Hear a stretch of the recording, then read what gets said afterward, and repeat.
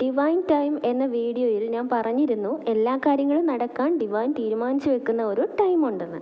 അപ്പോൾ അതിൽ വന്നൊരു ഡൗട്ടാണ്, സോൾ കോൺട്രാക്റ്റ് ഓർ ഡെസ്റ്റിനി അനുസരിച്ചാണ് എല്ലാം നടക്കുന്നതെങ്കിൽ DF മടി പിടിച്ചിരുന്നാൽ നെക്സ്റ്റ് ലൈഫിലേക്ക് യൂണിയൻ ഷിഫ്റ്റ് ആകുമെന്ന് പറയുന്നത് എങ്ങനെ? ഇവിടെ ആദ്യം തന്നെ നമ്മൾ മനസ്സിലാക്കേണ്ട ഒരു കാര്യം, ഡിവൈൻ ഗോഡ് എന്നത് ഒരിക്കലും മറ്റൊരു വ്യക്തിയല്ല. അത് നമ്മുടെ ഉള്ളിലുള്ള നമ്മളെ നല്ലത് ചെയ്യാൻ പ്രേരിപ്പിക്കുന്ന ഒരു പോസിറ്റീവായിട്ടുള്ള പവർ മാത്രമാണ്. അതായത് നമുക്ക് പോസിറ്റീവ് കർമ്മങ്ങൾ ചെയ്യാൻ നമ്മളെ പ്രേരിപ്പിക്കുന്ന പവർ. ഓക്കെ, അതെന്താണ് അർത്ഥമാക്കുന്നത്? ഡിവൈൻ ഗോഡ് എന്നത് മറ്റൊരു വ്യക്തിയല്ല, അത് നമ്മൾ തന്നെയാണ് എന്നാണല്ലേ. ഡിവൈൻ ഓരോരുത്തരുടെയും ഉള്ളിലാണുള്ളത്. അപ്പോൾ ഡിവൈൻ തീരുമാനിക്കുന്ന ടൈം എന്നാൽ എന്താ? അത് നമ്മൾ തീരുമാനിക്കുന്ന ടൈമാണ്. ഓക്കെ, അല്ലാതെ ഡെസ്റ്റിനി അല്ല. ശരിക്കും പറഞ്ഞാൽ നമ്മുടെ കർമ്മഫലങ്ങളുടെ മറ്റ് പേരുകളാണ് വിധി, യോഗം. ഇതൊക്കെ നമ്മുടെ കർമ്മഫലം നല്ലതാണെങ്കിൽ അതിനെ നമ്മുടെ യോഗം എന്ന് പറയുന്നു. കർമ്മഫലം മോശമാണെങ്കിലോ അത് നമ്മുടെ വിധി എന്ന് പറയുന്നു. ശരിയല്ലേ? നമ്മൾ ചെയ്യുന്ന കർമ്മങ്ങളുടെ ഫലമാണ് നമ്മളിലേക്ക് എത്തിച്ചേരുന്നത്. ഇവിടെ ട്വിൻ സോൾസിൻ്റെ യൂണിയൻ എന്നതും അവരുടെ കർമ്മഫലമാണ്, ഡെസ്റ്റിനി അല്ല. ഇവിടെ DFൻ്റെ കർമ്മം അവരുടെ ഇന്നർ വർക്കും DMൻ്റെ കർമ്മം താൻ റിയാലിറ്റിയിൽ ജീവിച്ച് ചുറ്റുമുള്ളവരോട് ചെയ്യുന്ന കർമ്മവും ആണ്. ഓക്കെ, അത് കറക്റ്റായിട്ട് പ്രോപ്പറായിട്ട് ചെയ്താൽ മാത്രമേ ആ കർമ്മങ്ങൾക്കുള്ള ഫലം അവർക്ക് കിട്ടുകയുള്ളൂ. ആ കർമ്മഫലം എന്താണ്?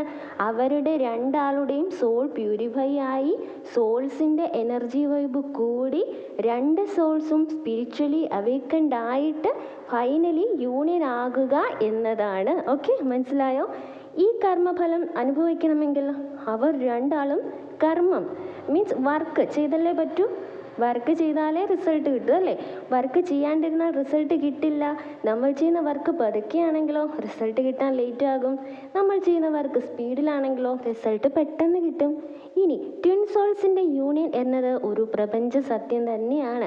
അതായത് ഒരേ വൈബ്രേഷനും ഫ്രീക്വൻസി ഉള്ള രണ്ട് എനർജി ഫോമുകൾ അല്ലെങ്കിൽ ഊർജ രൂപങ്ങൾ ചേർന്ന് ഒന്നായേ പറ്റുള്ളൂ. ഇനി രണ്ട് സോൾസിനും എനർജി വൈബ് ഉയർന്ന ഒരേ വൈബ്രേഷനും ഒരേ ഫ്രീക്വൻസി ഉണ്ടാകണമെങ്കിൽ ഒരു കണ്ടീഷനുണ്ട്.